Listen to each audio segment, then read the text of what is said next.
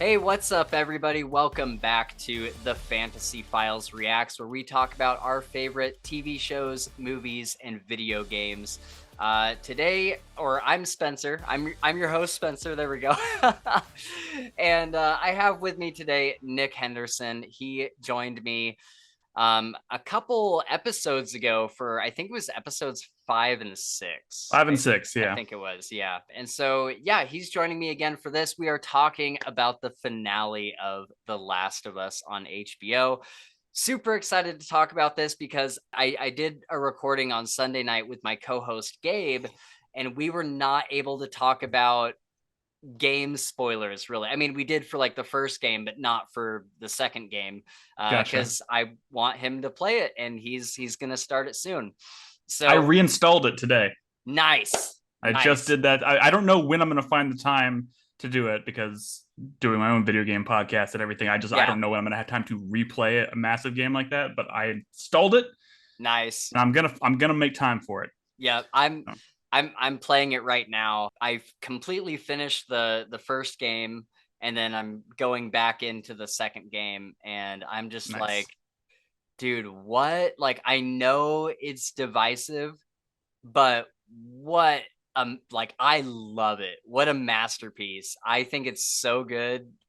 Yeah, I don't yeah. know. I consider The Last of Us part. I mean, I've always kind of considered The Last of Us just in general. It's always been like in my top 5 games of all time. And then I Right. played part 2, and I was like, I think this solidifies it. It's up there in like Yeah. top 3 territory at least. Right. And I find it hard to separate the two at this point. Like I think part two feels like an extension of Mhm. part one in such a beautiful way. I don't know if I could pick a favorite. I So know, I was thinking about that this last week too, because having just recently finished the first one for the first time pretty much since it came out, I was like, oh my God, I forgot how much I loved like all these little pieces of the story. And there's so many things that I had forgotten about. mhm. And I'm like, man, this is like one of my favorite games of all time.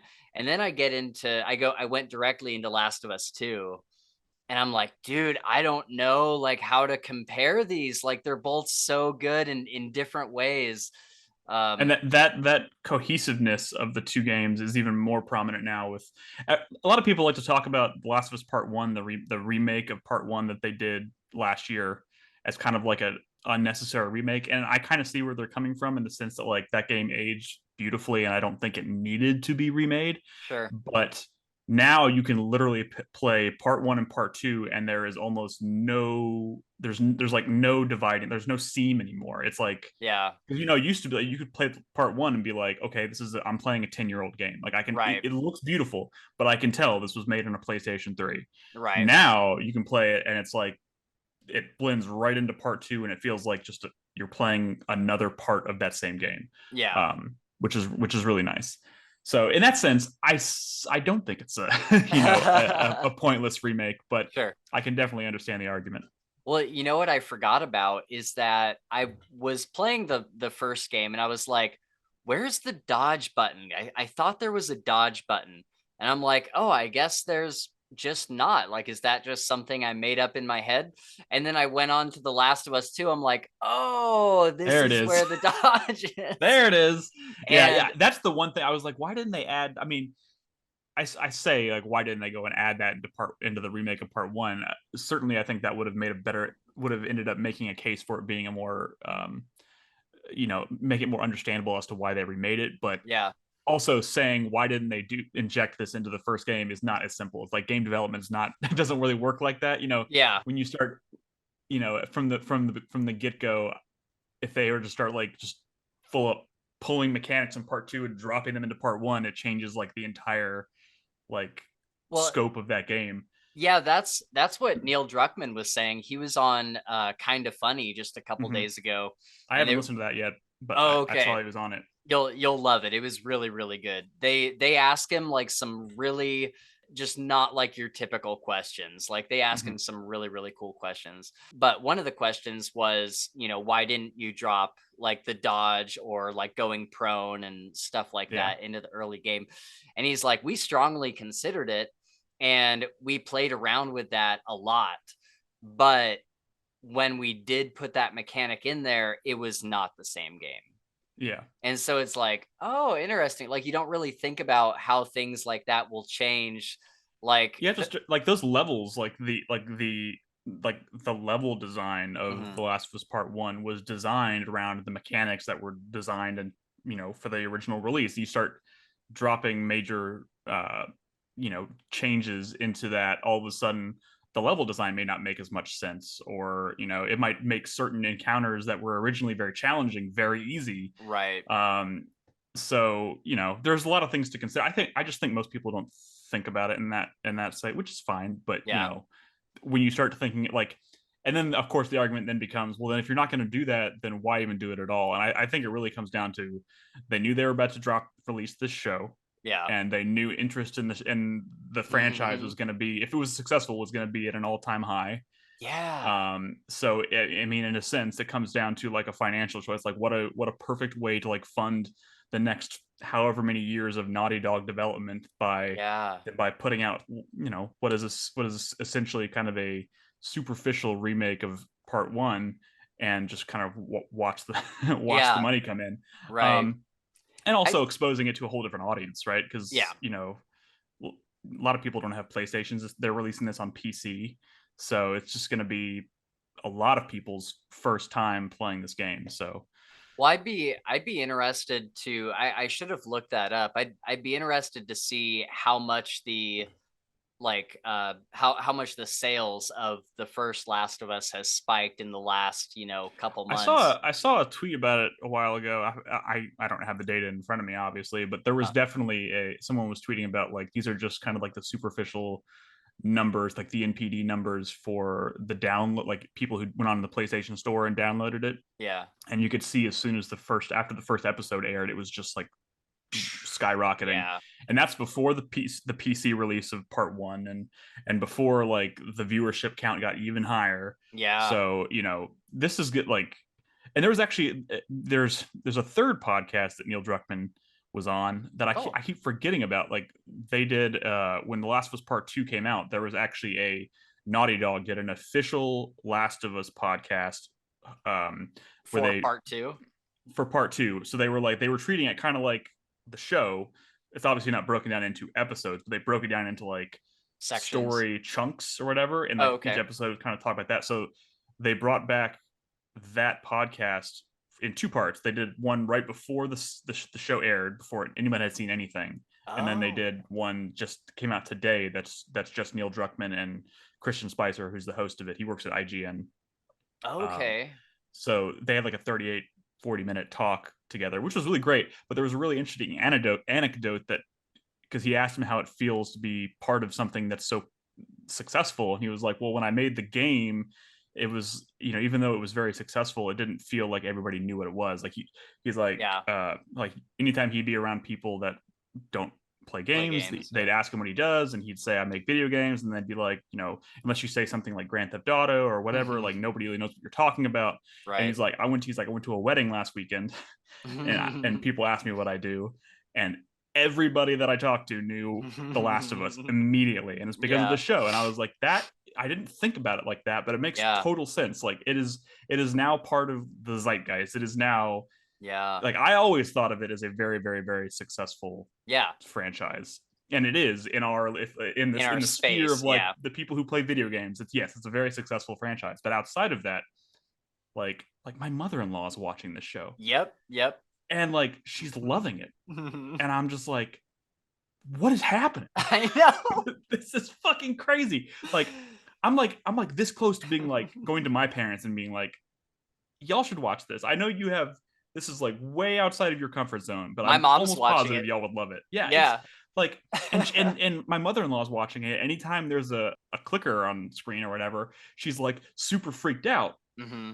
And because that's like totally not her wheelhouse at all. Right. But she's pushing through that because everything It's else so good. underneath that is just like, it's so good. Yeah. So That's incredible. Yeah, it yeah. was kind of funny too because when the Witcher show came out, Mm-hmm. there was all sorts of articles about how the numbers for The Witcher 3 were spiking through the roof because Yeah. everybody got reminded, "Oh yeah, I love this franchise." And Yeah, what a cool thing, especially for Neil Druckmann to experience right now. This is kind Yeah. of his baby, and I he think what gets to makes this see really it. special is the fact that I feel like, because in most other adaptations, and maybe there's some exceptions, Mhm. but like the person who is kind of at the center of the development and of the game is not as heavily involved. The fact that this is such a collaborative, like I've like every interview is like Craig Mazin and Neil Druckmann together, Yep. and they talk about each other all the time, and Yep. you get this sense of like You can tell they this is really not just a clicked. superficial, like they're not just saying we're working together, like they are working together, and you Yeah. can tell how pleased both of them are by this partnership, and that makes it feel even more special, Yeah. which is really like, it gives me a lot of faith in the seasons going forward, Yeah. that they're both very excited to be adapting this. So Yeah, Neil Druckmann was saying on Kind of Funny, he was talking about Craig Mazin, and he's like, I really liked Chernobyl, and I liked it mhm. so much that I was excited when this guy said yes to The Last of Us. And he's like, he Chernobyl was so successful. He's like, why would I not trust him? Like, if he comes to me and says, hey, I think we need to like make this decision, he's like, I take that into like serious consideration, and I don't just say no if it doesn't fit like with what I have in my head, Right. because like he's made an excellent show. I trust him. So far he's been like, we've had the same ideas and the same kind of mentality around this thing. And so I love the like e- every time they talk about how like Craig had an idea and then Neil Druckmann's first response is, fuck, that's good, why didn't I think of that? And like that kind of like yeah, interplay between creators is just, it's super fun to yeah, watch.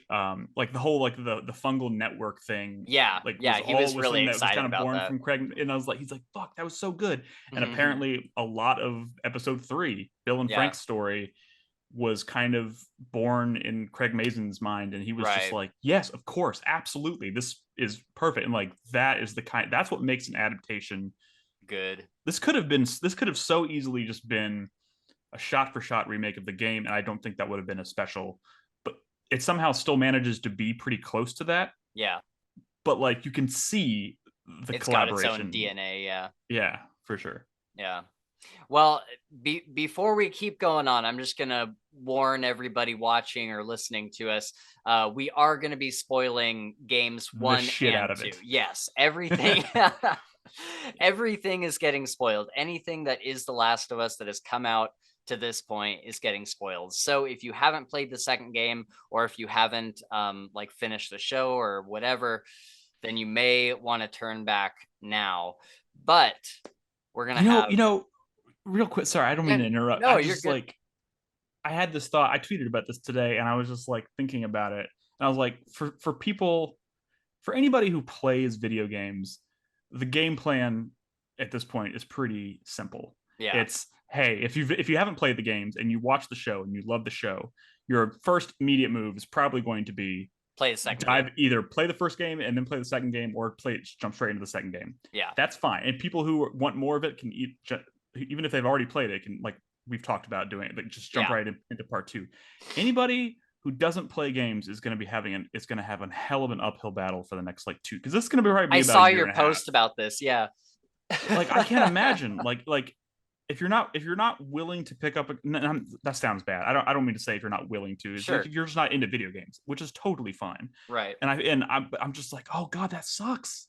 Yeah. Like you can't, I can't scroll one full scroll on my phone on Twitter or any social media without seeing something related to The Last of Us right now. And it's the Yeah. biggest show in the world. It just surpassed House of the Dragon in viewership numbers, which Really? is Wow. fucking, yeah, yeah. Whoa. It's that's crazy. Yeah. Game of Thrones, like I know it's not the same thing as like topping Game of Thrones, but like House of the Dragon was their biggest thing since Game of Thrones, Yeah. and it's Game of Thrones, and this surpassed it, not by a Wow. lot, but it Yeah. surpassed it. It's now, I think that would have, I don't know for sure, don't quote me, but I think that Sure. would have to make The Last of Us probably one of its most successful, outside of maybe the original Game of Thrones, Yeah. its most successful new franchise, and Right. that's wild. Yeah. So I'm thinking about all the new people who are coming into this for the first time. and they're not going to go pick up a control and play the game because maybe they're just not into gaming, which is again fine. Yeah. It's going to be really hard not to spoil because there's a lot of shit to spoil. Yeah. I saw a lot of the like major divisive moments of part 2 spoiled on Twitter just scrolling today. Really? Wow. Just Okay. people just throwing shit out into the wild with no, obviously, and a lot of people are doing it in a very, toxic way. They're just like, Yeah. yeah, fuck that game. This happens, and it's just like, Oh, okay. wow. And that's why that's what made me tweet it. I was like, Yeah. people who were just happen to be scrolling through this kind of shit may have just seen what you wrote and like without Yeah. ever having seen or played part 2, you may have just fucking kind of not ruined that experience for them, but certainly damaged it Yeah. in some way. And like, you know, they're gonna probably start filming before the end of the year, is what it sounds like. Okay. So I'm guessing like a year and a half at the earliest before we see part 2 of Yeah. this show. So, and it's gonna be an adaptation of the second game. Yeah. So like those people who aren't gonna play the game, uh, I highly recommend muting. Just pick a bunch of keywords that you think might lead to spoilers. Yeah. Mute the word Joel, mute the Yes. word Ellie, mute the word Last of Us. Just start Yeah. muting everything until Yeah. the second, because like maybe once like the dust settles a little bit, because Yeah. if you want to be involved in the conversation right now, Yeah. no, that would be tough. But once it starts Yeah. to settle down a little bit, Yeah. highly recommend avoiding that kind of shit like the plague, because there's a lot to spoil. Yeah. Well, I do want to talk about The Last of Us 2 and kind of what we think is going to happen for, the next 2 seasons, because they're going to split it up into season At 2 least and 2, yeah. season 3. Yeah. And so I'm interested to talk about that. But also I want to talk about because episode 6 was the one that episode 5 and 6 were what you were here for last Mm-hmm. time, and we talked about all the episodes prior to that. So I'd love to get your thoughts on, like, basically not like in a super deep way. Obviously, Right. we're here to talk about the finale, but just like your overall thoughts on like 7 and 8. So episode 7 was Left Behind, Yeah. which was very, very, very true to the DLC. Yeah. And it was great because they kind of just injected it into the story where it was meant to be injected. Like um, and it was great. I think they, Ellie and Riley's relationship was amazing, and they did so many things. Like I thought they were gonna like skip. Everybody has like a favorite piece of that DLC, and Right. it's like, Right. I was like, oh no, they're gonna skip the costume store, and then they end up in the Oh, costume yeah. store, and the costume store is where all the shit goes down. Yeah. And they did the arcade. It's a little bit different than the game. The moment in the arcade in the game is super special, but it's also hard to recreate. So I know why they didn't do that necessarily in the show, but still, just a really great just summation of that DLC. My co-host, he had not played, he's going into the second game now to play that because he's like, I can't wait. But he hadn't played the first game, and he hadn't Mhm. played that DLC, obviously.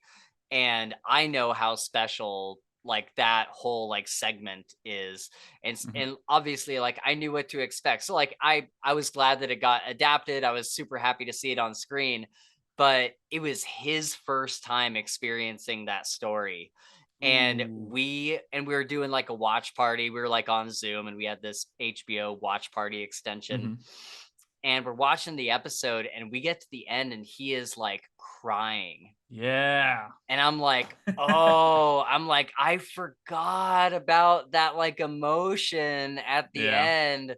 And he's like, dude, that's like one of the best things I've ever seen. I'm like, I am so glad that you feel that way, man. Like, it's so good. Ellie's when Ellie looks at Riley, when she goes in to kiss Riley, and Yeah. then she's like, "Don't go." I was like, "Oh Oh my my God. god!" Like that line, her delivery. I mean, her Yeah. delivery throughout the real talk. I think both Bella Ramsey and Pedro Pascal deserve to be up for Emmy nominations for the show, because I think Yeah. they fucking killed it.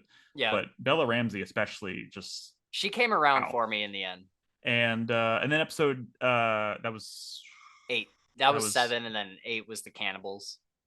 okay. Yeah, I was for a second. I was like, wait a second. I feel like I'm missing one. I was like, there's Yep. supposed to be 10. I was like, wait, no, we've talked about this. There's only 9. Okay, yeah. And then I really liked 8 a lot, but I do also feel like that was honestly the episode I was looking forward to the most. The moment they announced the show, that was the one I was like, well, Yeah. obviously I can't wait for them to do the winter sequence, because that's one of my favorite sequences from the game. And for the most part, I think they delivered. All the performances were excellent. It felt a little rushed, just in turn, like there's just like the moment, like Joel's when he finally leaves the Yeah. house and he wanders to the village or Yeah, I whatever, wanted and then more of him. yeah, that's a very long sequence in the Yeah. game, him trying to get to Ellie. Right. And it's very short here, but that's fine. I mean, it's not Yeah. a deal breaker or anything. Sure. And the moment when she kills David was wow. Yeah. Um, the big moment, the one that I was kind of like everyone that was waiting for, where the baby girl moment. Yeah. Um, I mean, It I've heard them talk about it, so I know why they changed it a little bit, where she it wanders didn't land outside. as good, did it? I think it landed. I've watched that scene kind of like over and over again, and every time I watch it, I'm like, what makes it land? Because it does work. I think it definitely works. I Okay. think it works maybe a little bit better in the game, Yeah. but what really sells it in the show again is Bella Ramsey's, her like immediate, like when he comes up behind her and like kind of grabs her and she immediately flies into like like Like, panic don't touch defensive, me. like yeah, don't touch me, like that broke my heart. And Yeah. then the amount of acting she did with her face and her Yeah. just vocalization of just like her slowly realizing that she's not in danger Yeah. was just, ugh, just gut punch. So good. And then when she's like, she can't even say anything, and she just goes in and hugs him. I was like, that was that was amazing. That like that the actual moment between the two, regardless of where it happens, I think was perfect. Yeah. Um, and then it just felt a little anticlimactic, because then they just kind of like turn and walk away from the camera or whatever. But Yeah. that it ended up being, maybe I don't want to say the weakest episode of the season for me, Oh, I see. I don't but feel that way. maybe, and I say this because I I think loved every 4. episode. Yeah, for my, I say I need to go back and rewatch the show again. I think I'm only saying that because I had really really high expectations Right. for that episode, and for the most part they delivered. But it Yeah. also felt like maybe this could have been 2 episodes. Yeah. Um, I kind of think that way with a lot of the episodes. And I think if there's one thing that I would have loved them to do differently with this first season, and I know that there's a million reasons why they couldn't, because they get approved to have, this Last of Us show, and they have one season to make HBO say we're renewing that for another season. right. They And have so limited budget and yeah, very strict kind of like, yeah. they have to And plan very carefully.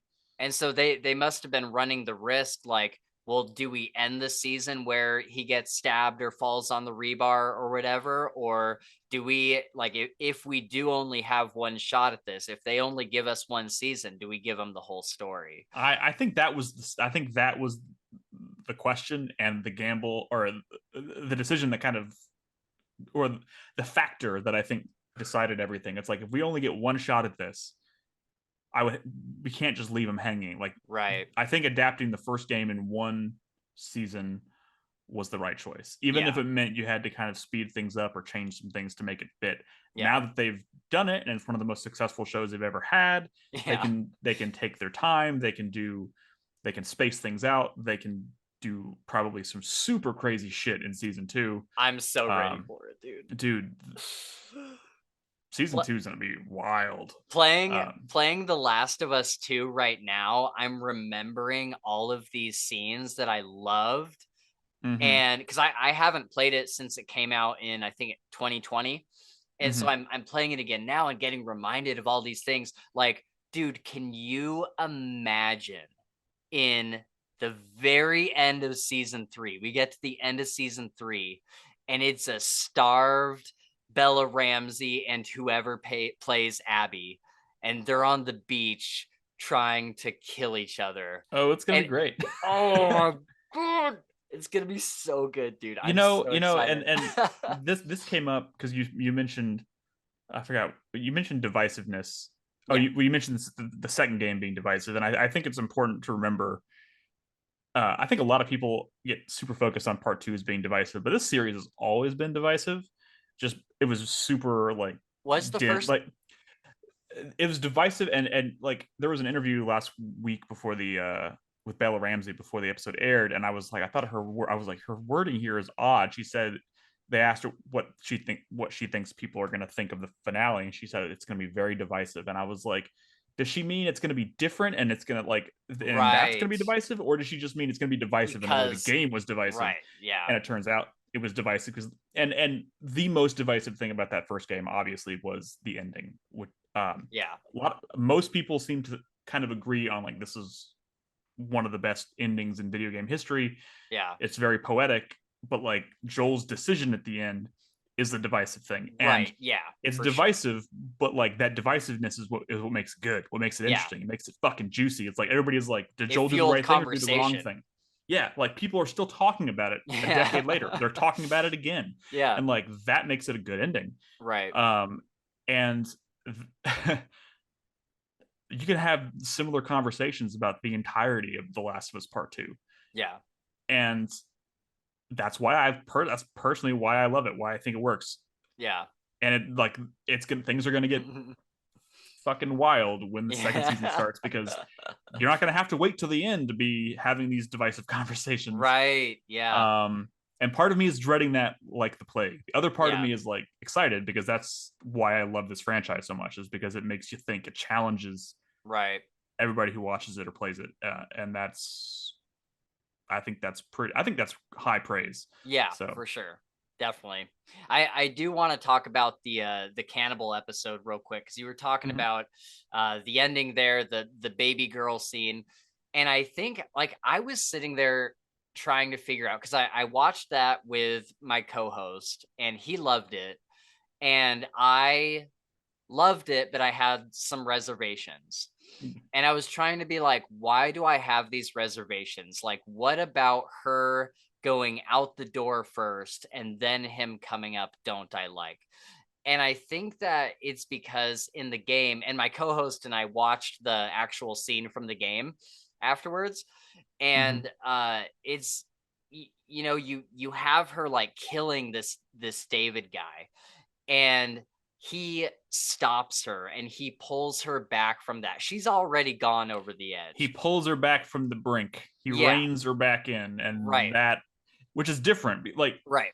in the game, his role is to literally pull her back to reality. Yeah, She's lost in terror, grief, frustration, violence, right. and his role is to bring her back to safety. Yeah, In the show, his his role is more to show her in the aftermath that there is still good, right, like, you know, i'm I'm your rock, I'm here, you haven't lost everything. right. um and I think both of those things work pretty well, And I but think it so. does feel different. Yeah, I think so too. I think they both work in their own way, but I think what I liked about the game is, and I'll give the show example too, is when in the game when she does that and he pulls her back, your emotions do not have a second to stop. It Right. is like this whole thing with David happening, then she brutally kills him, and then there's somebody like grabbing her, and you're like, what? And it's like, no, it's Joel, and you have like this sudden relief, and then you get the oh baby girl, and it's like, oh my god, it just Yeah. all happens so fast. Now in the show all that happens, but there's kind of You know like she's this, safe. Like yeah, yeah, you there's like see her in safety, like she's walking out into the snow, you're like, she's made it out.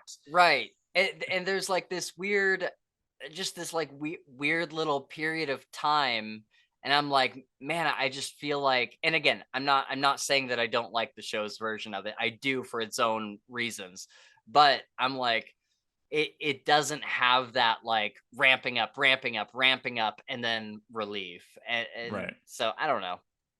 Yeah, it was an interesting choice. I certainly don't hate it, but but I do think there are a few instances throughout the show. Well, it's actually quite a few, but I feel like saying this kind of makes it sound like I don't enjoy the show.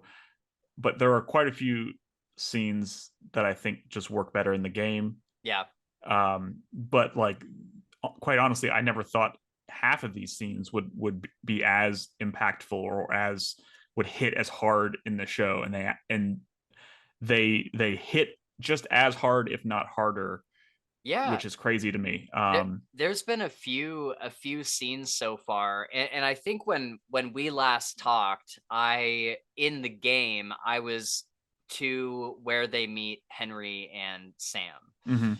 And so you were reminding me of all these things in the game, and I was like, oh man, I just can't remember. And now that I've played it, I'm so glad that, like, I was able to play it alongside the show because it was such Yeah. a good impact. But like the in the show when he falls off his horse and Mhm. she's like, what am I gonna do without you? I thought that was better in the show, honestly. I Yeah. thought No, it that was was good. better than it was in the game. And then like the whole Henry Sam thing when Henry shoots himself, I thought that worked better in the show. Yeah. Yeah. It's as a huge fan of the games, it is. I didn't think I would be in a situation now where I'm like, well, I like, which one do I love more? I like know. I thought it would be a very clear, like, well, it's pretty good, but the game's still a lot better. Like Right. it's pretty close. Yeah. It's I just never thought I was excited, but I tried to control my hype levels because I was like, these adaptations never work out the I way you want them know. to, but this did. Yeah, Um, can we just take a second to like celebrate the fact that we got like a damn near perfect adaptation of this thing. yeah, Like it's I crazy. even going into that final episode, I had been so happy with the show all the way up until that final episode, and Gabe and I were about to start watching it, and we recorded like a little intro thing like, "Hey, welcome to the Fantasy Files Reacts" and all that. And I said to the camera, I was like, I know that they've done right by me so far, but I am so nervous for this final episode. I'm like, Yeah. I just want it to be good. And then we got back, and when we turned the camera back on, I was like, it was good. It You know, was you know good. what the thing that had me the most nervous going into it, and I did this to myself, because I just follow some of these things way too closely, and I was like, I knew the runtime of the episode. It was the shortest episode in the whole Yeah, that season, and was weird. I was like, how do you do that final episode and make it so brief? Like I I don't like know. when.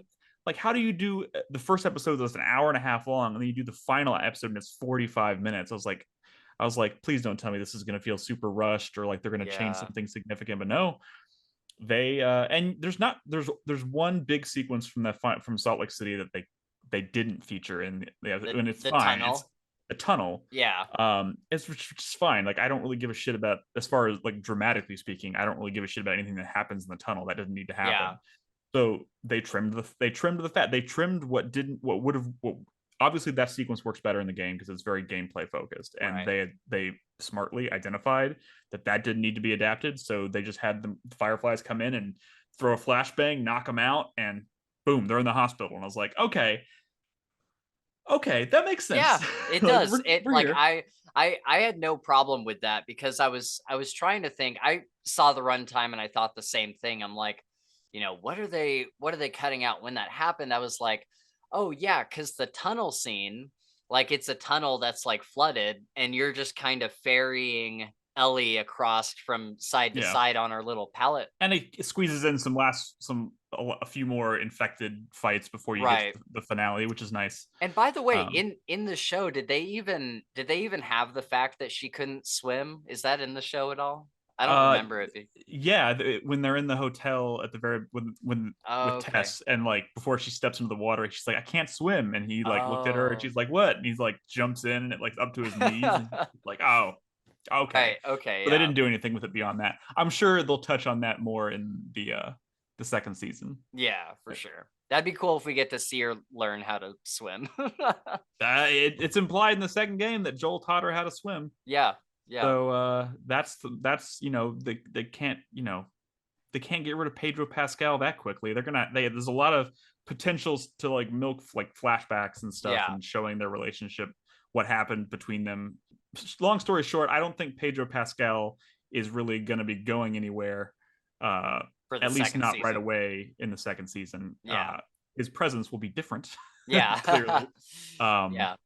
but I I think he gonna get plenty of mileage out of him I still. how many episodes do you think we get until that scene happens? Because I heard a theory today where people were like, "What if it happened In the like?" finale of season 2, like Yeah, they somehow managed to. I mean, I don't know how you could do that because that is like the inciting incident of the entire game. yeah, that's true. I do.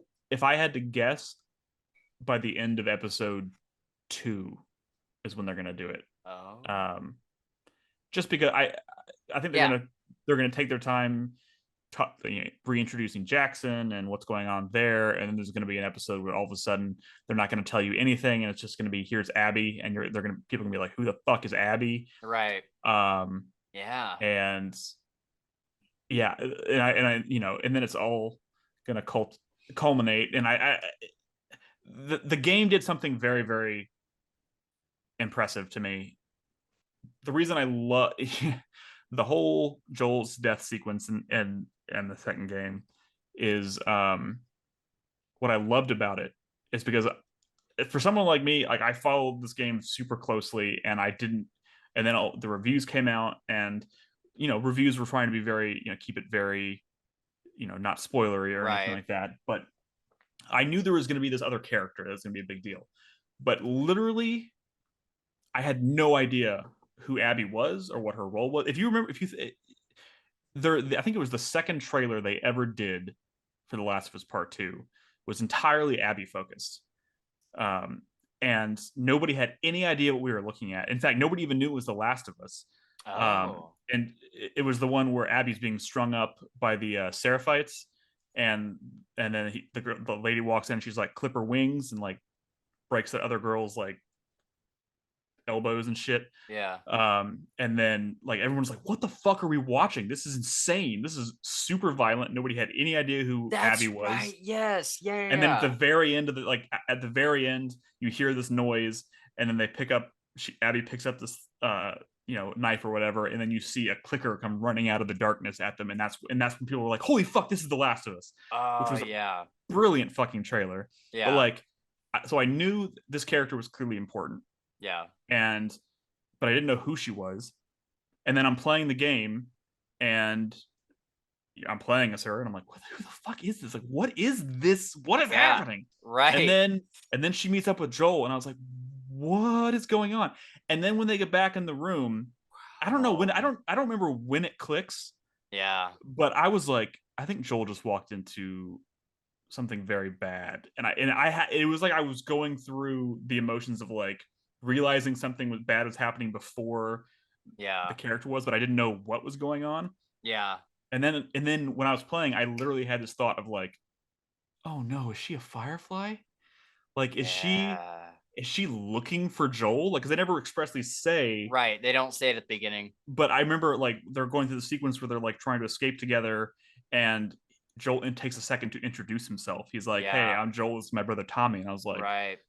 and you can see a look on her face for a second, Like, and they do it like super quickly, and I was yeah, just like, I only "What is that?" noticed it on a second playthrough. Yeah, it's like, Yeah, what has happened? Like, but yeah, if you know what's coming and you go back and play all that shit, you yeah, pick up on a lot of little cues. yeah, But somehow I got to that sequence, had no idea that Joel died in this game, had no idea who Abby was. So when that moment started happening, I was in shock, yeah, complete utter shock. And despite the fact that I was like, it was like heartbreaking yeah, to watch happen, I was still like, no game has ever made me feel this way before. I've never been with my jaw on the floor, just like my heart's beating out of his chest. Like, crying. what the Yeah, fuck?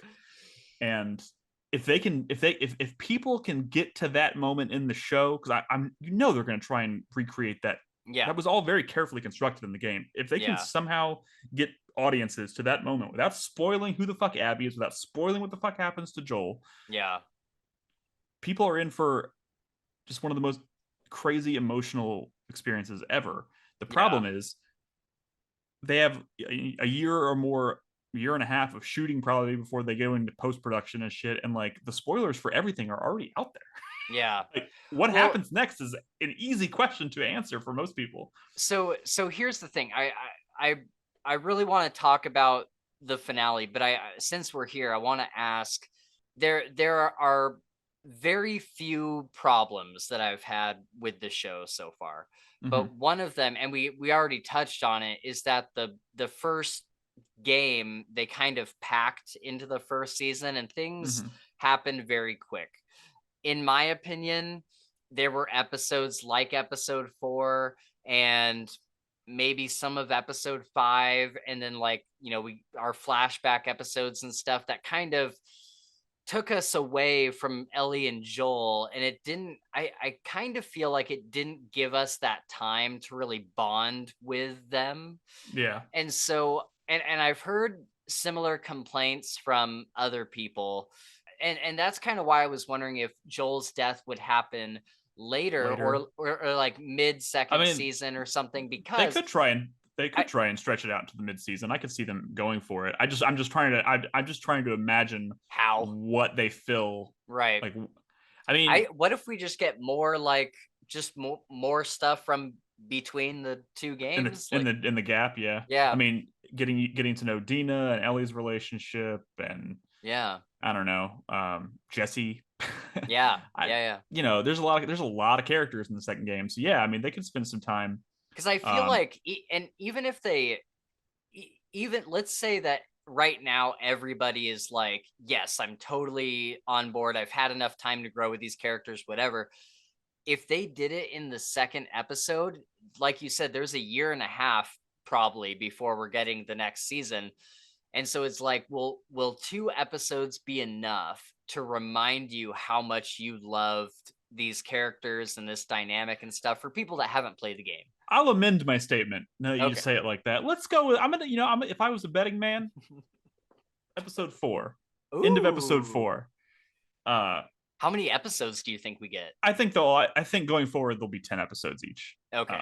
Yeah. I mean that's HBO's their Standard. standard. And this season would have been 10 episodes, but they specifically combined 1 and 2 because of Yeah. they wanted to make sure people were properly hooked before jumping into Right. the second episode. So yeah, I think 10 episode seasons are pretty standard. I mean, all the Game of Thrones seasons, with the exception of the last one, were 10. Yeah. So I think that's Where a pretty safe bet. where do you think, we know they're splitting it up. Mm-hmm. So where do you think they The stop split. season 2? Yeah. See, that's kind of why that's one of the main reasons I want to replay the game, Yeah. so I can kind of see if I could personally identify what that moment would be. I mean, to me, it Right. seems like It the would be split. where they split, right? Like where you're Ellie and then you're Abby. Yeah, I think the logical, if we were going to go with the logical option here, it seems to me that the split would be in the theater when Abby, the first time you're in the theater with Abby, and because because the way the story is told in the game, you play up until a point, and then And it it rewinds back, rewinds. and you Yeah. play. So I could also see them maybe, I think they're gonna do it at the same time. I think we get a scene with Abby, and then we get a scene with Ellie, and it's going back and forth but then you end because up at the theater, and because the theater is technically the finale of the right, game before you go to Santa Barbara. right, Um, Man, that's a tough question. I mean, I do right. think It's tough. I think there's a lot of people who like to harp on the way that story is told. I think it's personally I don't think the complaints are particularly valid. I love the way that story jumps around in time, and people talk about pacing issues. I don't think the game. I thought that game was so beautifully paced. I played that from almost start to finish. I played that game in 30 hours, and I started Yeah. on a Friday, finished on a Sunday. Like I could not put it down. It was like dictionary definition of like Yeah. just Binge. can't put it down. Yeah. The challenge there though is how do you recreate that effect in a Yeah. TV show? Right. To me, the logical finale of season 2 would be the end of kind of Ellie's chunk of the story at the theater, Yeah.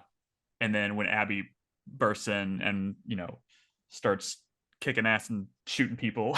You know what I mean? Yeah. And before it goes, and you start Yeah. season 3, and all of a sudden you're playing as Abby, Yeah. and it's from the very beginning moving forward. I kind of Um, wonder if, like, for a TV show, if people wouldn't want to watch a whole season without Ellie, though. I I mean, don't think they would. because I mean, it was the same. That's how we felt playing the game, But Yeah, I don't know if audiences would stick around. but I mean, like for me, I didn't. You control Ellie for like 15 hours before all of a sudden it hands control over to Abby. And by that Right. time, I was like, oh shit, this is different. This is new. I like this. That's true.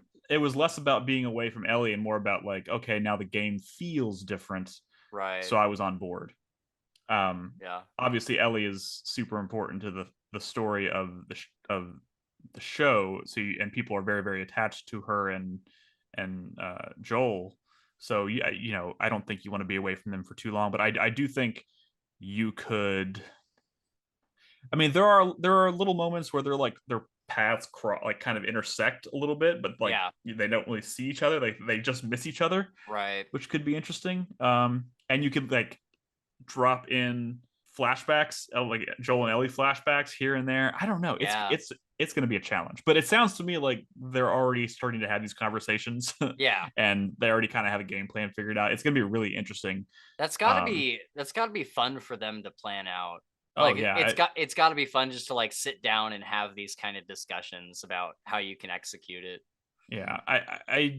It also could be a situation where it's like it's going to be kind of hopping back and forth perspective wise with Ellie and then Abby, and then you get to the moment, like you said, maybe halfway through the first season where they do the Joel's death scene, and then from that point forward, we never see Abby again for the season until Oh, season 3. yeah. So like the rest of the season could be Ellie, but we've met Abby, so the people Yes. Yeah, yeah. know who she is, and then she doesn't have to come back until season 3. It's a good idea. It's going to be fascinating. Yeah. It's funny like when you hear there's been a few videos of like people asking him about like, are you going to do the entire second game in the second season, and his reaction, and I totally get it, is hell no. Like there's no way. And if Yeah. you've played the game, you totally get why he says that. Yeah. It's impossible. You could Yeah. not tell that story in a 10 And episode art right. season of No, there's television. no way. At least not like in a satisfying way, that's for sure. Yeah. Yeah. It's gonna be interesting. It's gonna be interesting. All right, let's talk Nice. finale. Yes, I was just about to say I don't want to keep you here forever. So I did just want to ask real quick though, what do you think of the guy that played David? I've seen him. I can't remember where I've seen him. I mean, I've seen him in a few other things. Oh, really? Um, I thought he was adequately creepy. Yeah.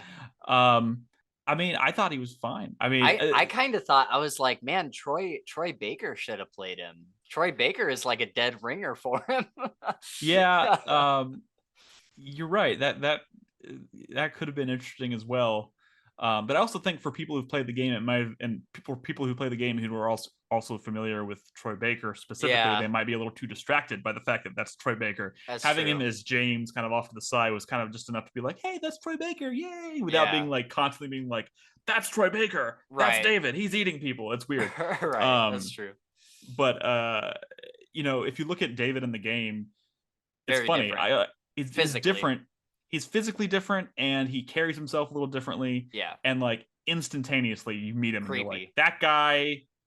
That guy like eats people or something. Yeah. Like he's like, there's no way that guy's not a fucking weirdo. Yeah, And you get kind of the same vibe from this guy, but it's more of a like a dark, twisted, like that's a religious guy that's probably not actually very religious kind of right, creepy vibe. right.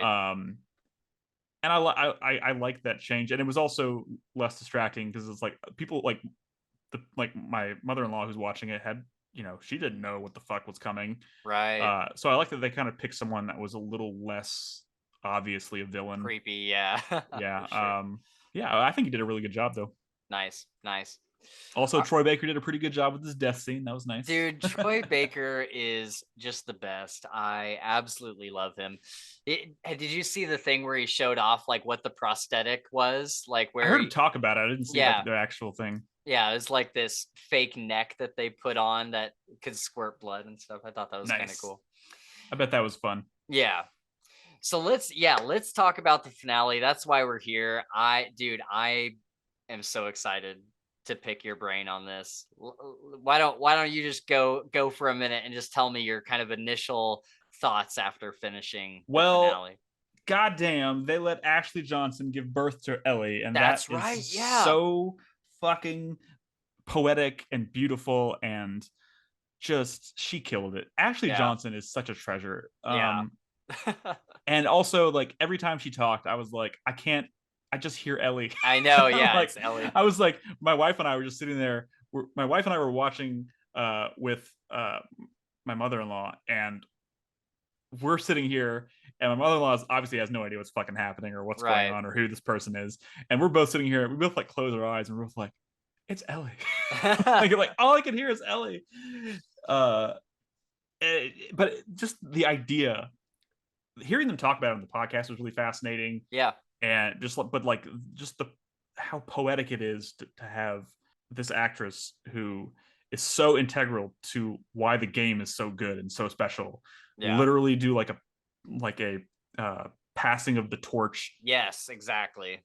of this character symbolically is so good. Like I just love that they like this goes back to talking about Neil being so involved in the production, but like letting these actors who were so involved in the games have roles in the show, even if they're small roles, just Yeah. like letting them be a part of it is so Yeah. cool. Even Laura Bailey got I in know. on I this was just about episode. to say, yeah. Like um I loved that kind of the cold open with her running through the woods was really cool, and like hearing that clicker or infected like chasing her was really creepy. I didn't really pick up on this in the moment when I was watching it, but I saw a lot of people on Twitter call it out, and I was like, oh, that's fucking I don't know if it's got to be intentional, but like her Huh. running up to that farmhouse, Oh, it just looks like the one it from looks Last of like the Us 2. farmhouse. Yeah. Yeah, it looks like the sheep farm from the end of The Yeah. Last of Us Part Two. Yeah. Like that's got to be intentional. Like all that shit's got to be intentional. It's just like a nice little Easter egg. Yeah. Um, and the room where Ellie gives birth, or, To Ellie. yeah, where Ellie gives birth to Ellie. There's a shot. There's a shot of the window looking out into the field, and I was like, it's the Oh. fucking title screen from the game. Well, they've done Yeah. it twice now. There's one in Bill and Frank's house when Oh, it's pulling yeah. away.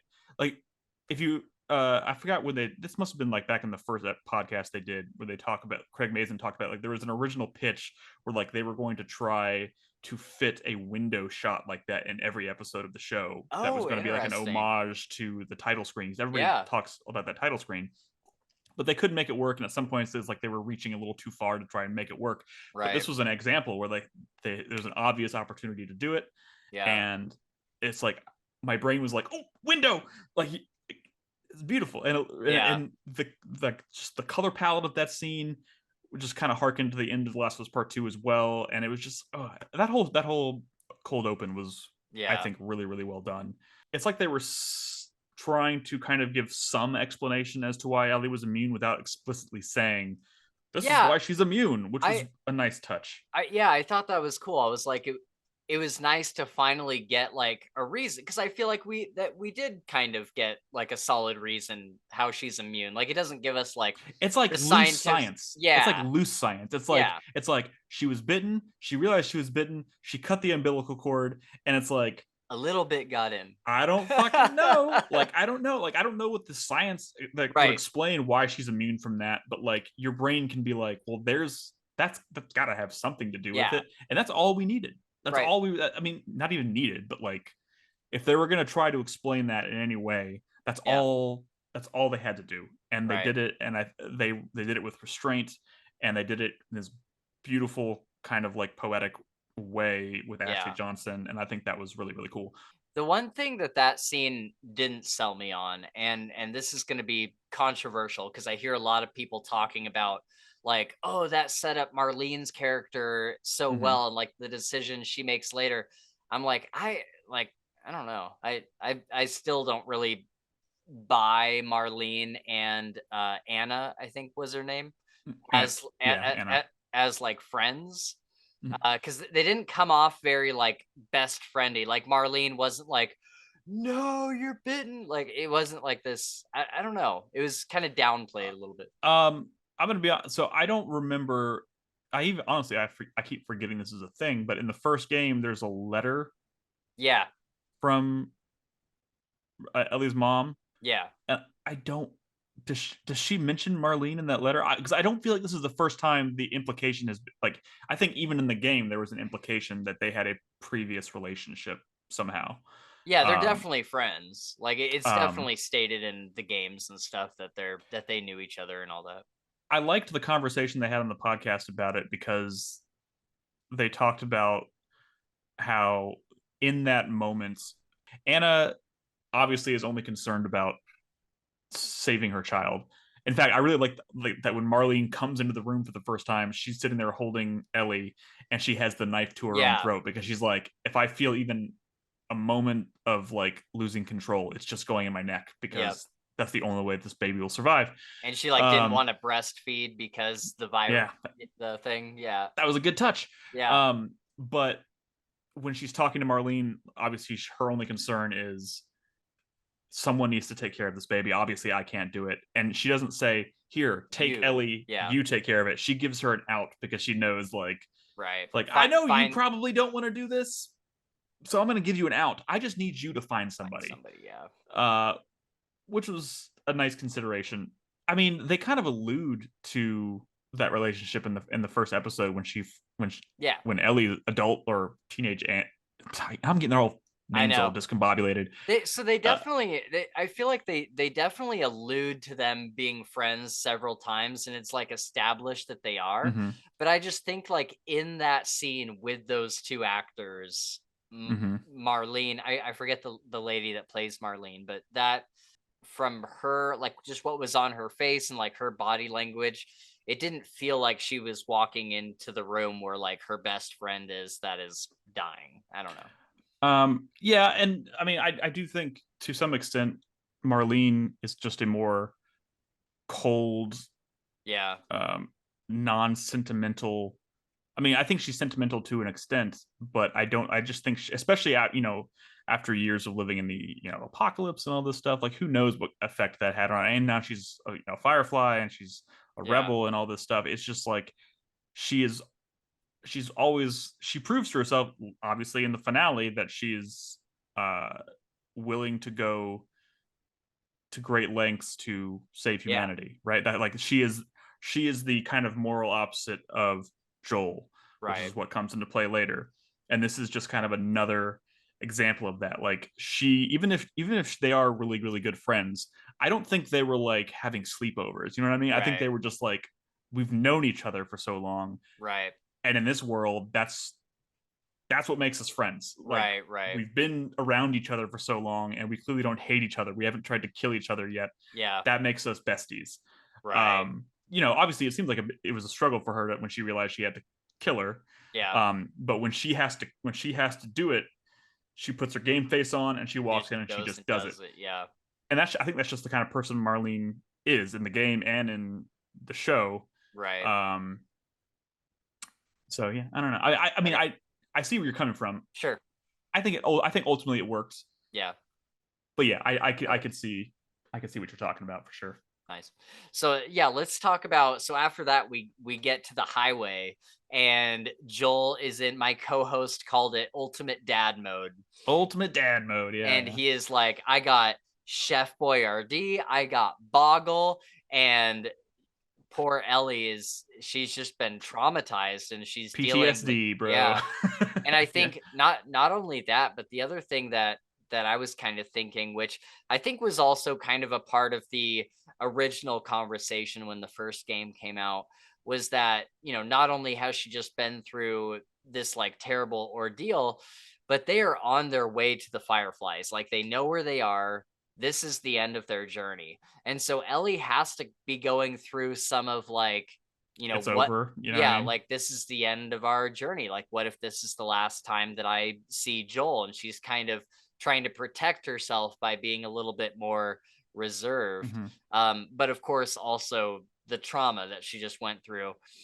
And I liked this whole scene where like they get down the highway, they get to that building where the ladder is, and I love that he threw her up to get the ladder. I was like, I yes, was we like, got ooh, a one. gameplay mechanic. Yeah. Yeah, Look at that. exactly.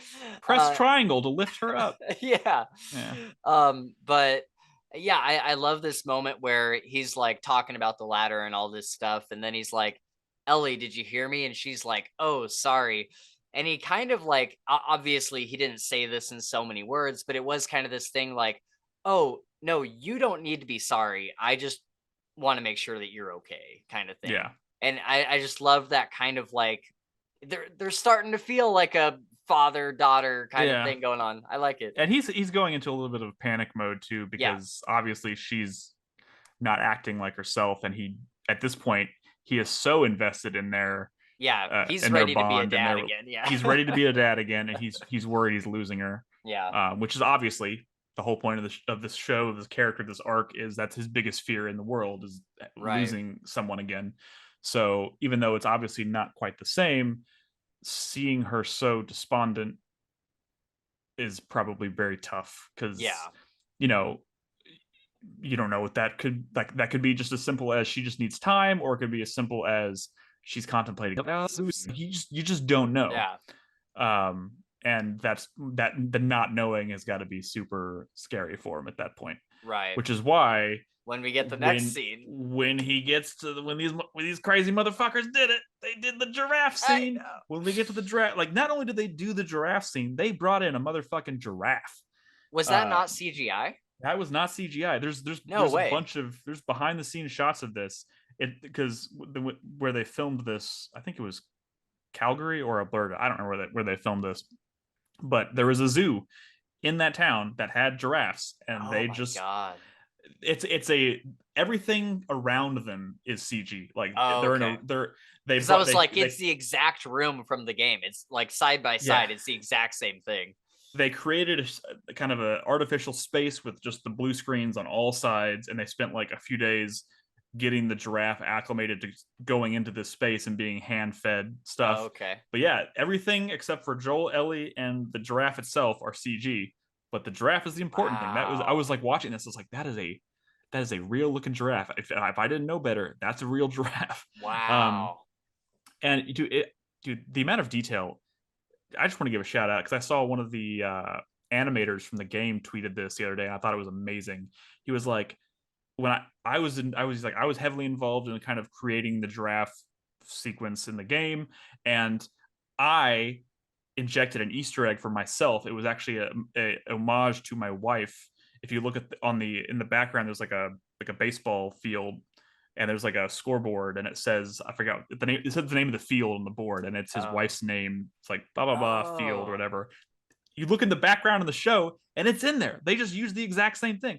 It's like Whoa. down to the fucking. He's like, this is blowing my mind. This little Easter egg that I slipped into the game for my wife has Wow. now somehow survived the jump to the show.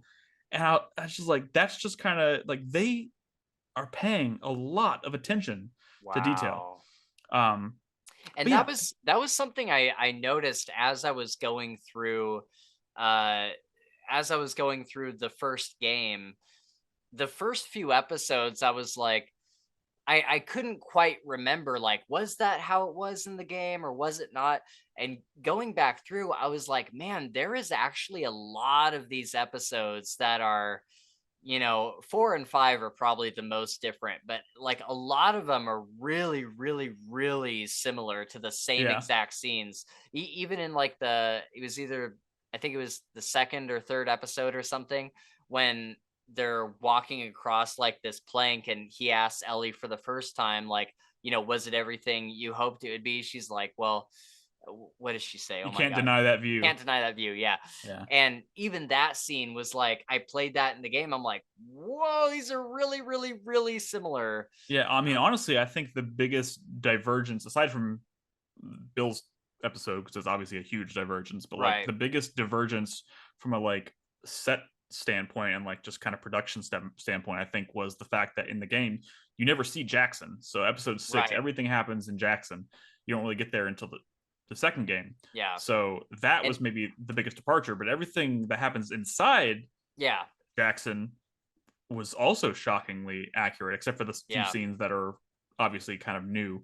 Um, Yeah, the town itself like looked like Jackson. And the funny thing too is Neil Druckmann has said in the first game we wanted that to dam to be Jackson, but we just didn't have the budget. yeah, And so yeah, I think that's pretty cool. yeah, and and Jackson, like when I first laid eyes on Jackson in the second game, I was like, this place is magical. I was like, I love Yeah. this. Yeah. And then to see them go ahead and just recreate it in the show because they have the ability and the budget and the team Yeah. to do that, I was like, that's just another way that like they're diverging a little bit, but it's It's like so good. it's still like fans are gonna go, hot Yeah. damn, I know what this is, and Yeah. that's cool. So we get the giraffe scene, and that is absolutely magical. And then we get Joel's fantastic speech where he's like, we don't have to do this. Yeah. And I love that speech from the game. I loved it here. And she's just like, no, we got to do it. Otherwise, it was for nothing. Otherwise, everything Hmm. we just went through was all for nothing. And then we get this awesome scene that was a little bit different than the game, but they're going through the Fedra military camp. Yeah. And he opens up about his daughter, and he opens up about his daughter in the game as well, and he shares more information than he ever has. But I couldn't remember, do we get him saying that he tried to off himself in the Not game? in the game. No, Okay, I didn't in think the so. game, that whole conversation does happen, but it's prompted by Ellie. She's got the photograph. She gives him she said she stole the photograph from Tommy's Yeah. of him and Sarah, and that kind of gets him talking. But the whole thing about him trying to commit suicide after Sarah's death was completely new. Yeah. In fact, it was a nice touch because they laid the groundwork for it in the third episode where they're walking down the street Talking and about the scar. talking about the scar in his head, and he's like, "Someone shot at me and missed," and now he's like, "That was me." Right. I was like, "Oh, I didn't see that coming. That's a twist." Yeah. And it was really well done and really poignant and beautiful. And then, of course, she says, "Well, I'm glad it didn't work out." And and then, ooh, this is gonna be remembered for a long time. When she says, "I guess time heals all wounds," and it wasn't time that did it. And I was like, "Fuck! This show is going for people's jugulars. I know. It's not letting up." It's so good. And the look on Bella's face when, like, just the facial acting again when she Yeah. realizes, oh, you're saying it's me, Right. was spot on. Yeah. And I like this is another conversation they had on the podcast where they were talking about this is them at their peak trying to be open and emotional to each other. Like this is them Yeah. saying I love you to each other because neither one of them are really comfortable, at least yet, saying I Yeah. love you. So like this is how they do it. Yeah. And And I think that came across very, like, it was obvious to anybody watching, like this is them saying I love you to each other. And that yeah. was awesome. I was trying to remember if in the second game we get any letters or any flashbacks or anything where we actually see or read them say like I love you. I don't know if we ever do. But obviously we I know, don't but I don't think they ever say the words, at least not on on camera. screen, yeah. Although I am trying to remember all the specifics of the one of the final like flashback sequences you get in the Yeah. second game is them on the porch. Yeah. I don't think they say it, but I think that's where she forgives him for Right. everything or whatever. And I'm pretty sure it's one of those things that like you can tell it's that thing that's going unsaid, but they're saying it. Like Right. that was kind of the vibe of that whole scene. Right. Um, yeah, So yeah, then we get out of the Fedra camp and they get ambushed. And then we get the whole hospital sequence, and that kind of takes us to the end. So do you want to talk about, this hospitals? I feel like it was pretty much shot for shot. Like it was like from this point on, it's yeah, the end of the game. I was yeah, like you get the scene of him waking up in the hospital. Marlene's there. They have the dialogue. He realizes that they're gonna perform surgery on Ellie, and she's not gonna survive it. That's the only way to get the sample. And the conversation from that point is, he's like, "No, you're gonna have to find somebody else," and she's like, "There is Right. nobody else." And then she basically says, "All right, if you're not gonna go along with this, you need to get the fuck out of my hospital," Right.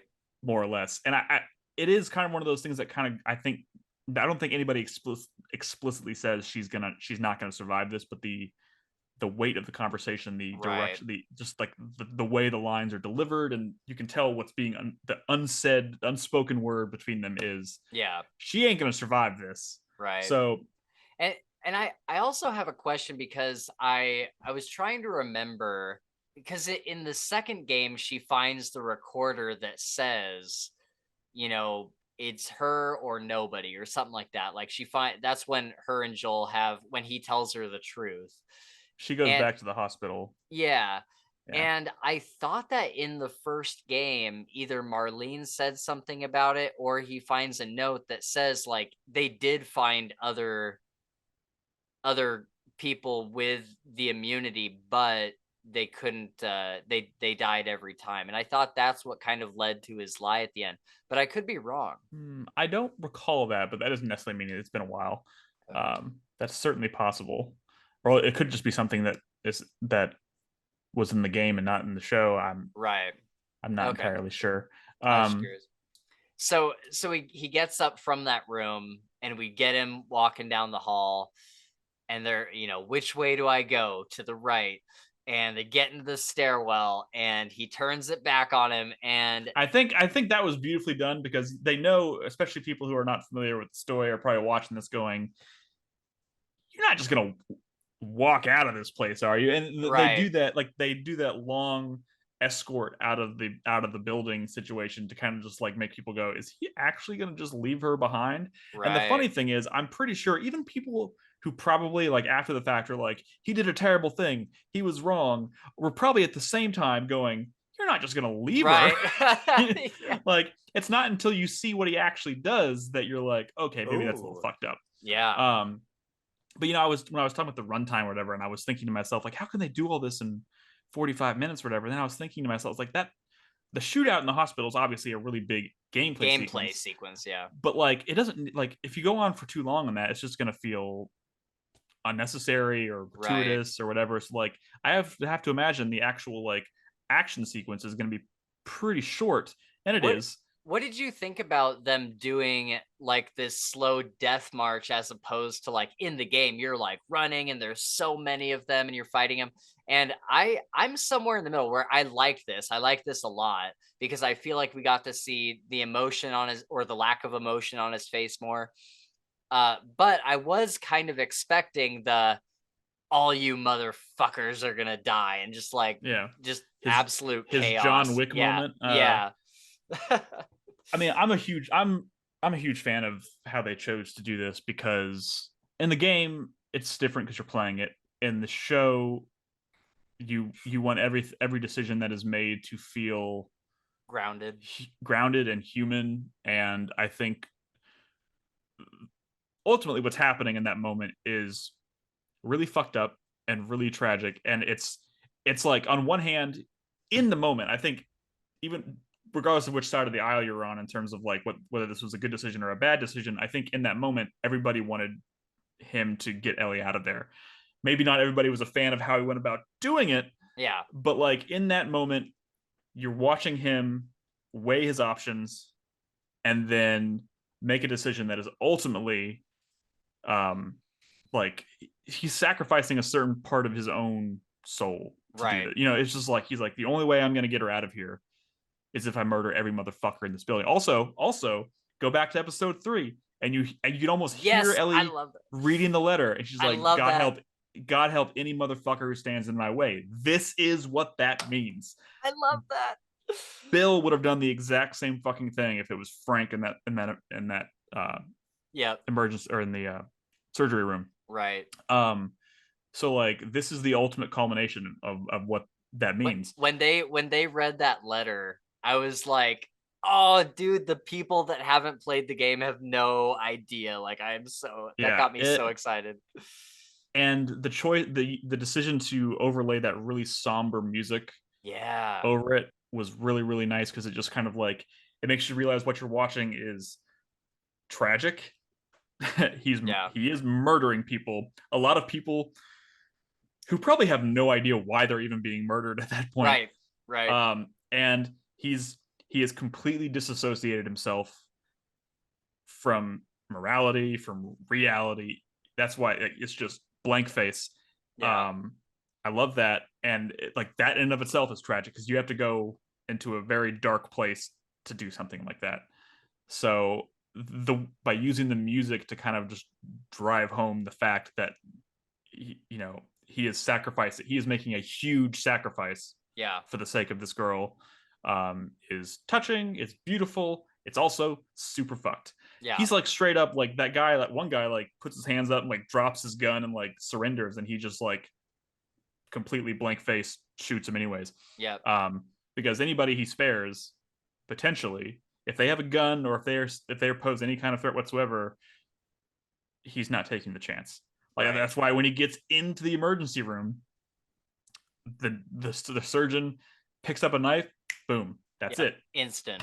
Yeah. Instant, like, oh, I wasn't going to, but now you've done it. Right. And that's why the only two people that survive this whole ordeal are the two The nurses in the nurses. room, Yeah. because they pretty much just go, Yep. okay, whatever you say, you Yep. got this. What did you Um, think about the question we had was when so he shoots the doctor, and then he asks them to take the lines out. They take the lines mhm, out of her arm, and he says cover her arm, and because it's bleeding from the tube they pulled out. yeah. And Gabe and I were wondering if it was because her blood is infectious. Like it is it lore that Mm. if she were to bite somebody, would they get infected, or if her blood got on No, somebody? I don't think so. I don't think Okay. so. In fact, I could be wrong, but I I mean, didn't think so either. she tries to use that. Well, she tries to use that threat against David, David, but yeah. I think she knows that's bullshit too. Right. Um, Yeah, because but we were I trying to think that was that little line about cover her arm was just a little reminder in the moment, in that super ultra violent moment. It's a reminder to the audience that like he's her dad. right. He doesn't want her bleeding all over the place. Yeah, So patch her up before I take her right. out of here. That's a good point, Um, yeah. which is just a nice little juxtaposition of like super violent guy, but he's also doing this for his child who he clearly And loves. and him kind of leaving the nurses alive too shows that he's got a little bit of humanity. He's like, I don't need to kill these two women, because One of even the my guy favorite that like things set the is, gun down, he killed. yeah, I forgot where I saw it, but somebody was like, you got to realize now, it is officially canon that Yeah, he did not kill the nurses, because in the right. game you You have have the to kill the choice. doctor. You don't Yeah, have to kill the nurses, but you can kill the nurses. And I right. think a lot of people did.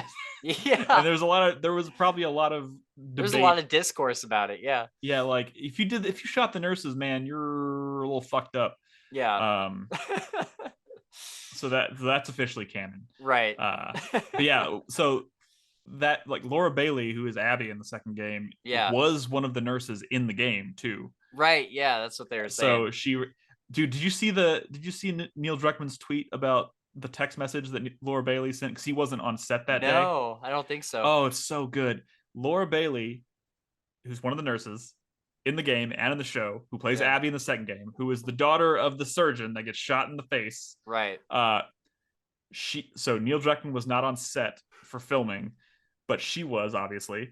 So they were Is this where preparing she this. took the photograph? She took the photograph of herself with the peace sign up in front, like looks like the famous like the name of the actor from the Flash, whatever, in Oh front of the yeah. gravestone doing the peace sign, or whatever. She Right. recreated that little moment with her quote unquote dead dad, Right. and just texted it to Neil Druckmann one day. So he's just like walking around, like opens his phone, like, oh my god, that's fucking hilarious. Yeah. Like I love it. I fucking love it. It's absolutely savage, and I'm here for it. But yeah, so he takes her. Yeah. Takes her So out of there, goes th- down the th- elevator. then we get to Marlene, and we have that great scene, and that whole thing was Shot for shot. basically shot for shot. Like that was Yeah. perfect. Even like that brief moment where you're like, it cuts to him driving the truck, and you're like, did Yeah. he leave her with Marlene? Right. Like exactly like the game. Yeah. And then it does the cut back, and you see him basically mercilessly just like Shoot no. Marlene. Yep. And like I love like she's like, you can or leave me alive. He's like, you just come after her, and Yeah. like because she would she absolutely would if she were to recover.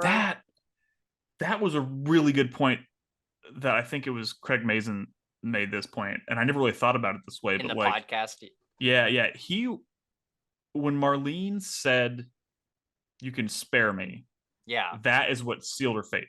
Because in his mind, she was as good, like she was already shot, she was on the ground bleeding out. He could have just walked away at that point because his assumption was she's gonna die. I shot her. I'm Yep. leaving. But the moment she said, "You can leave me," Yep. implied that she thinks she could pull through this. And Right. that was when he decided, oh fuck, no, I gotta finish her off. Right. Like that was it. Yeah. um and that leads us to just one of the Yes. greatest ending debates of all time of just like, did Joel do the right thing or did he not? And I I've heard this story a lot too. They've been telling this story for quite a while. Even back when The Last of Us Part 2 was coming out and there was all this discord about the ending of Part 1 again. They were talking about doing QA testing for the first game before it came out, and they were not sure if like they weren't sure if like their game was landing right, they Oh had been yeah. so close to it, they weren't sure if it worked. So like they were doing QA testing, and they give all their testers like a questionnaire to fill out and stuff, and they added the question at the end of the questionnaire was, do you think Joel was justified in his actions in the Yeah. end? And it was like split 50-50 among anybody who wasn't a parent. Hmm. But among anybody who answered, like, 'cause they also asked you if you were a parent, and then so anybody who said yes, they were a parent, 100% of them said he was justified in his actions. And I'm not saying that's like when you broaden that out like to the entire world, Sure. obviously, I don't think that's what everybody is going to say, but like it's an interesting dichotomy. Like I do think Yeah. that if you're a parent, it's definitely going to maybe paint the way you look at that a bit differently. Right. Um, and that's why I love it as an ending, just in Yeah. terms of like I I don't really know where I fall on it because yes, on one hand, he murdered a buttload of people, but think about it. I like to think about it this way, and I don't feel like this gets talked about enough. Hmm. In that moment, he had to make a decision, and his decision literally came down to: do I go save her? Do I go save her life? And the only way I'm going to do that is if I mow all these people down and get her out of here to guarantee she survives, Yeah. or do I let them kill her on a whim, on a Right. hope, on a dream? Well, And if it doesn't work, I'll never forgive myself. If I have to live the rest of my life knowing that they didn't successfully create this vaccine and I just let them kill her, right. I have to live with that for the rest of my life. And we're talking about someone who already lost a daughter and Right. feels responsible for it. Like there was no world in which he was going to say, yes, let her die. Right. It wasn't an option. And not only that, but I think the other interesting thing too, and when him and Marlene are in the garage and they're kind of talking, I was telling my co-host, I'm like, look at this for a second. She is unconscious in his arms. And there are these two people trying to make a decision for the rest of her life. Yeah. And they're two very different opinions. And the only person that could reasonably weigh in on it It's is her. is unconscious. Like she is Yeah. not able to make a decision. And so neither of these people, like, I mean, one of them has like her best interest at heart, but he's also not really thinking about, or maybe he is, about like, would she want to do this regardless? But even if whether the answer is yes or no, she is not there to make that decision in that moment. Right. So he has to make this decision in this moment. He can't wait until she wakes up later. Right. And that's, oh, it's so That's good. another layer of what makes it a really interesting debate and a really interesting ending, because there's so many different ways you could look at it. And over the years, when I do find myself thinking about it, kind of the ultimate like conclusion I've come to is: was he wrong in doing what he did? I don't think he was. What I think he did wrong was lie to her about it. Yes. Yeah. So let's talk I about, Yeah. go So ahead. the ultimate ending of this game is her asking him straight to his face, "Did you tell me the truth about what happened in the hospital in Salt Lake City?" And he says, I "Yes, I swear. told you the truth." And she just says, "Okay." And that one line of "okay" can be interpreted so many different ways, which is what makes it beautiful. Yeah. But that is where I think he sealed his fate as far Right. as like his relationship with her for the Yeah. like he changed their relationship.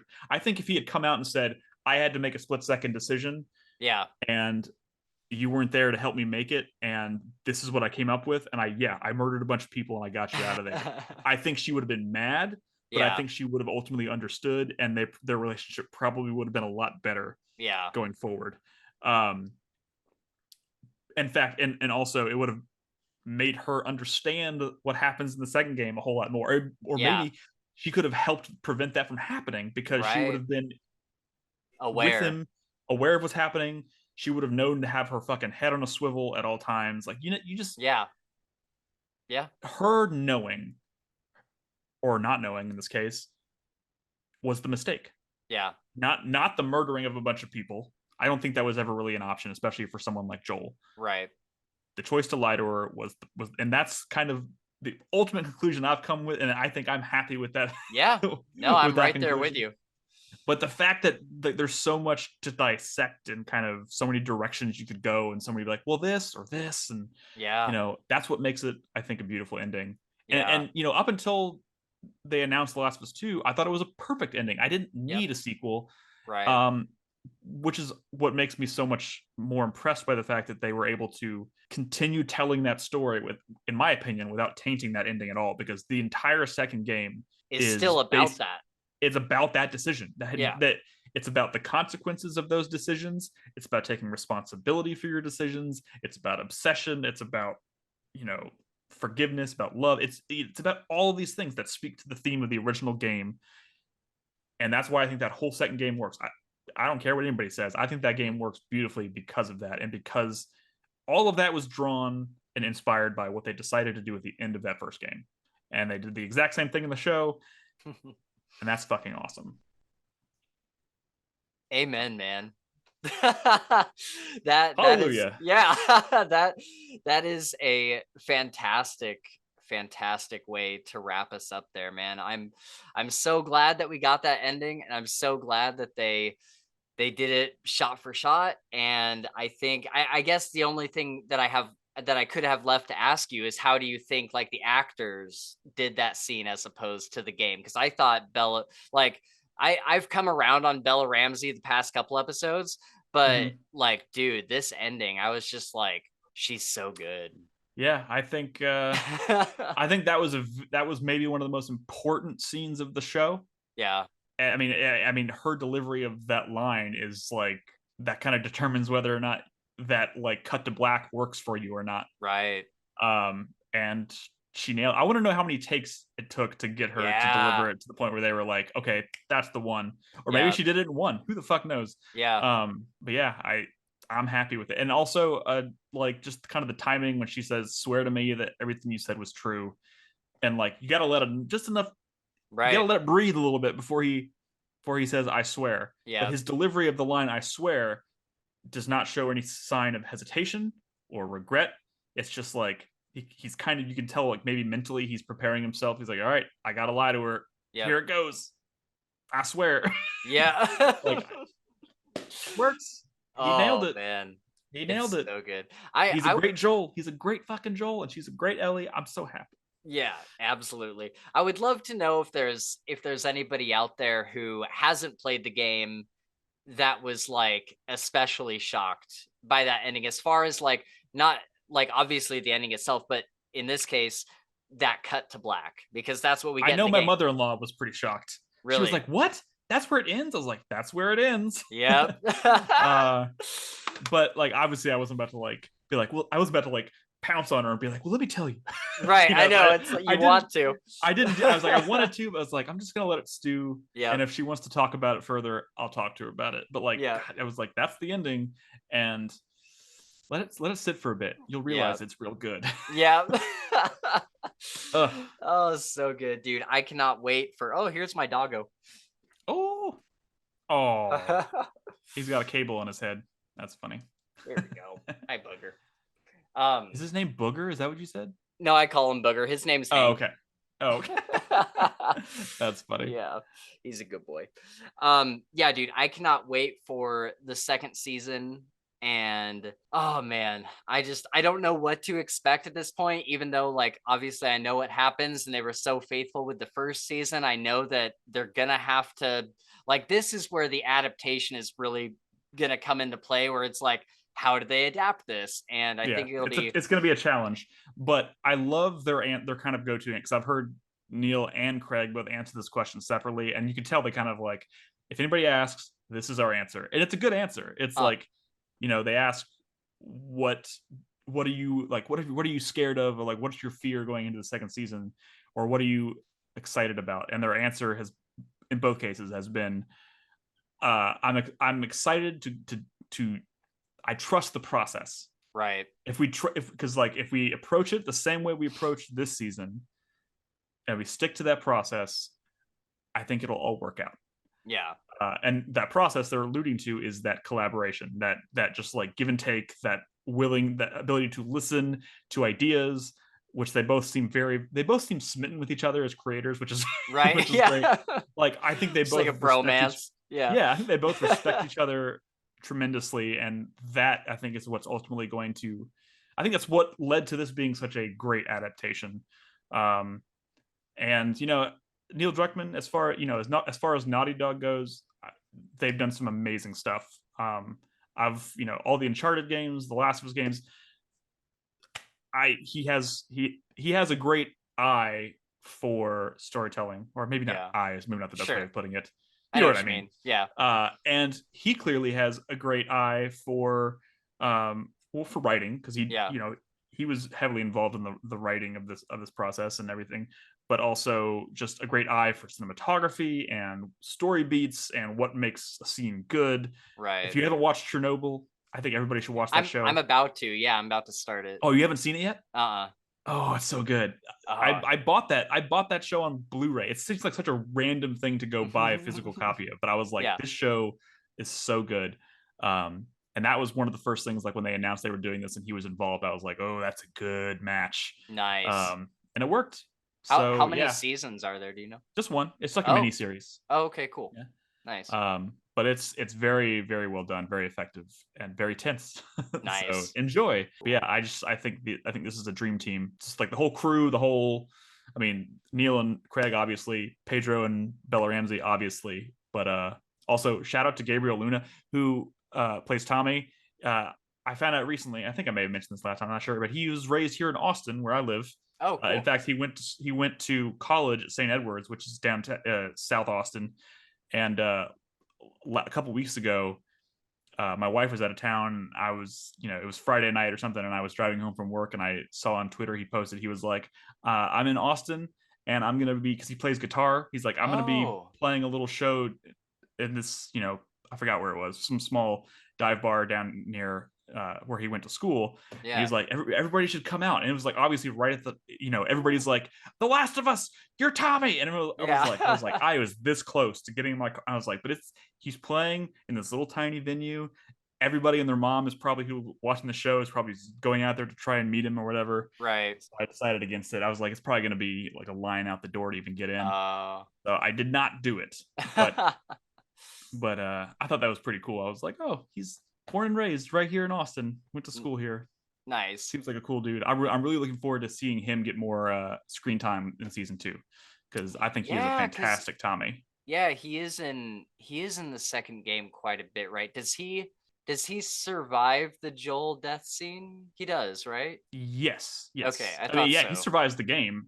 Okay. I thought, "Oh yeah, cuz he runs away with them." Yeah. Yeah, he gets a little. Yeah, towards the end he gets a little. He starts to get fall into the trap that Ellie started to fall in with the kind of the obsessive, Right. and she's the one trying to tell him like That's you need to right. cool it. Yeah. Um, Okay. so he's got some meat in season 2, and not to mention if they want to start making changes, they've already kind of introduced this idea of him being an expected, him having a child Yeah. with his wife. So like, I think he's going to get a lot more screen time, which I'm looking forward to because I think he's great Tommy. Nice. Dude, you know what scene I'm really looking I have no idea what my dog is doing right now.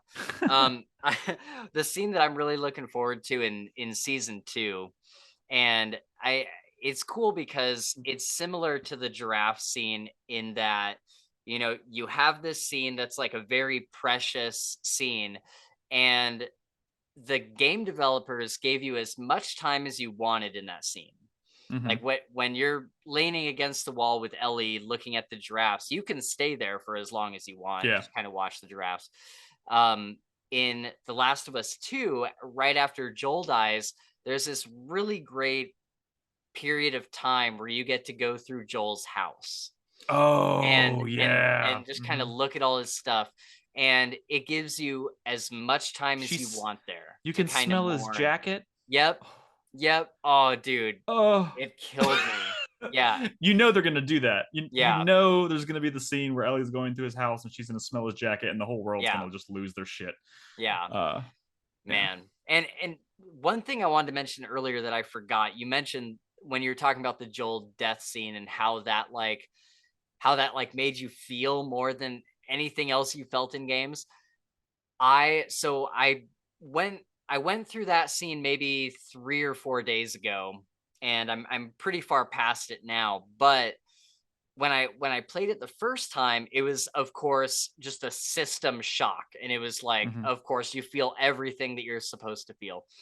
Going into it this time, I was like, man, like I know what's gonna happen. Like it probably like won't affect me the same way, and like all this stuff. Dude, it affected me the same way. That the way that that whole scene is engineered and the tension that The rises beat music by plays beat. Yeah, the music plays a huge role in that scene. Like just like it feels uncomfortable, like just the you can like the bass in that Yeah. song and how it's kind of slowly building tension, and you just know something bad's coming. And then Ellie on the floor and she's like Yeah. screaming. Yeah, oh man. Oh my god. Dude, Uh, I had like a physical reaction to it this time. It was um, crazy. Also shout out to the end, which we probably obviously won't get until like the end of season 3 probably, but the way they kind of the way they depicted PTSD with Ellie at the end when she's on the farm Yeah. Yeah, and yeah. she has the lamb and she uh freaks out and she has the flashback and she's like suddenly she's back in that hallway going down the steps and you can hear Yeah. Joel getting beaten to death and stuff like you know obviously I've never suffered from PTSD but like I've heard people talk about that as like a really accurate Representation of it. representation of kind of what it feels like. Yeah. Uh, and man, and you don't really see it coming either when you're playing the game, and it hits you, and it's kind of like when it happens, like when the actual event happens, it's kind of a shock to your system because it's like Right. 15-20 minutes of just this peaceful kind of like living on the farm and everything's kind of nice. It almost feels like a happy ending, and Yeah. then boom, it hits you with this like extreme PTSD response and it's wild. So Yeah. I don't know if I'm not sure how they're gonna capture that because it worked so well in gameplay Yeah. format. Yeah, But that'll like be interesting. that'll be interesting. Yeah, All right. Well, I don't want to keep you up until, well, I guess is it midnight there for you or that's no? 11, almost 11. 11. Okay. Well, I don't want to keep you up too much later, but dude, thank you so much for joining me. I specifically wanted to have this conversation with you because I know how much you love this game and we had such a great talk last time. So, thanks for being willing to come on again and just kind of hang out for a Absolutely. bit and chat about it. Let's Eh, do it again when season 2 starts Yes, absolutely. Let's do yeah, it. for sure. And yeah, if there's ever like a movie that you want to buddy watch or anything, or a movie you just want to talk about or something, or a show or whatever, feel Sure, free to hit us up and come on over. sounds Um, good, man. but yeah, that is going to wrap us up there, guys. So thanks for watching. Check out Nick's podcast. I know we kind of got right into talking, so I didn't really say too much about it, but he hosts the 4 Player podcast. And so I'll have links to all of that down in the description so you can check that out. Is it the 4 Player Network or the 4 Player podcast? It's the show is called 4 Player Podcast. We changed our website name a while back, like 6 years ago, to 4 Player Network. Okay. Uh, it never really we had ideas in mind for why we changed it and then it never really went anywhere, so now we're just kind of stuck with it, but the actual show itself is 4 Player Podcast. But you can find us at 4playernetwork.com if you want to find all of our episodes and whatnot. And then your So, Twitter is the my number Twitter 4, is right? the Twitter for the show is the number 4 Player Podcast. No Okay. spaces or dashes or anything like that. And you can find me at your host Nick. No dashes or anything. Yeah. Okay. Very cool. So yeah, I will have all that linked down below as well though. If you guys would like to see our main channel where me and my co-host Gabe talk about Fantasy and SciFi Books. We interview authors and other content creators. We should have you on the main channel. We should do a creators corner with you. We do these episodes where we just like interview people about like their content creation. Yeah. Sure. We should do that sometime. Yeah, But absolutely. but yeah, if you guys would like to see that, check out our main channel. That'll be linked below. It's just called the Fantasy Files Podcast on YouTube. And yeah, that's pretty much it. We have Discord that'll be linked below. And I hope I'm not forgetting anything. I think that's it. So I find that I'm always forgetting something, but it's right. okay. Yeah. So anyways, thank you guys, all of you listeners or viewers. Thank you for kind of being here for this whole series with us and kind of talking about each episode with us and watching our little podcast things for this show on YouTube. And we've really enjoyed this ride with you guys and being able to be a part of that conversation. And I'm so glad that so many of you that haven't played the game have been able to experience this story. And it's almost 1-to-1. So like Man, now get ready for the shit show that's gonna be people experiencing The Last of Us Part 2 for the first time. right. Yeah. You know the meme that's like super popular right now with it's the Pedro Pascal meme with Nicolas Cage in that movie where right. And it's like him, like Nicolas Cage looking all disheveled, looking over, and then there's Pedro Pascal looking all like derpy and happy. It's Nicolas Cage is me knowing exactly what happens in season 2 of The Last of Us, and he's looking over, and then Pedro Pascal is like, all my friends who are looking forward to another exciting emotional romp with Joel and Ellie in season 2. It's like, yeah, it's so good. Dude, it works so well. I have not laughed so hard at a meme in a long time than that. I think you were the one that posted or retweeted it or something. I saw that the other day. That's so good. Also, there's a new. He went on. Pedro Pascal went on Hot Ones, the Wing. I saw that. I watched it, and it has this lovely little thing where he's like trying to like not blow up, and he's like, and it's perfect. It's perfect. It's just so many good memes coming out. Yeah, I absolutely love Pedro Pascal. But yeah, anyways, that is going to wrap us up, guys. Thank you again so much for watching, and we will see you on the next Fantasy Files Reacts. Goodbye.